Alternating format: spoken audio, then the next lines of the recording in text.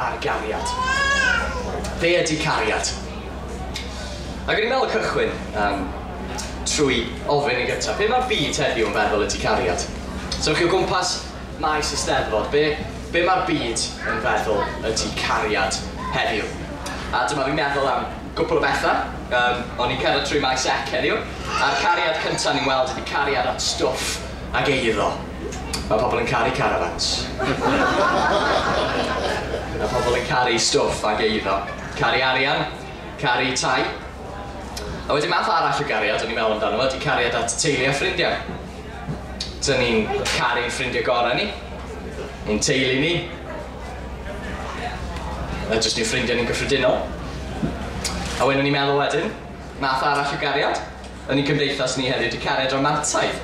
Y cariad rhwng gŵr a gwraig sy'n cyrraedd ei uchafbwynt mewn priodas. A un o fy hoff gantorion yn y byd, cyrrwch yn y beidio, ydy Lionel Richie. Mae hwnna mor embarrassing yndi.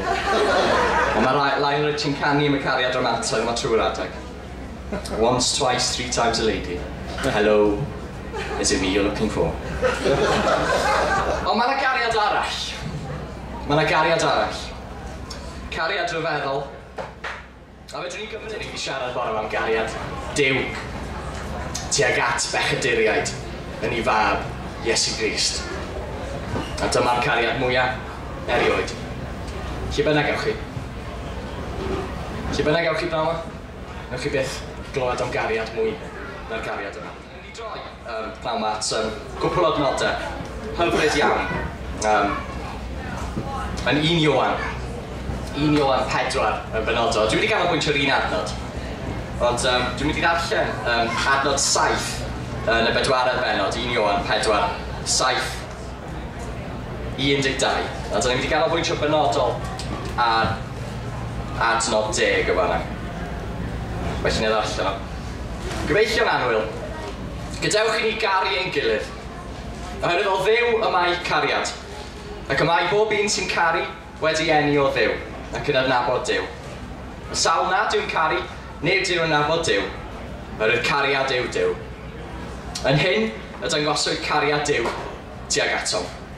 Bod Duw wedi anfon ei unig fab i'r byd, mwyn i ni gael byw trwyddo ef. Yn hyn, y mae cariad. Nid yw'n bod ni wedi caru Duw, ond i fod wedi'n caru ni, ac wedi anfon ei fab i fod yn iawn dros ein pechodau. Gyfeillio'n anwyl, os yw Duw wedi'n caru ni fel hyn, bydd o'n amninau hefyd garu ein gilydd. Nid oes neb wedi gweld Duw erioed.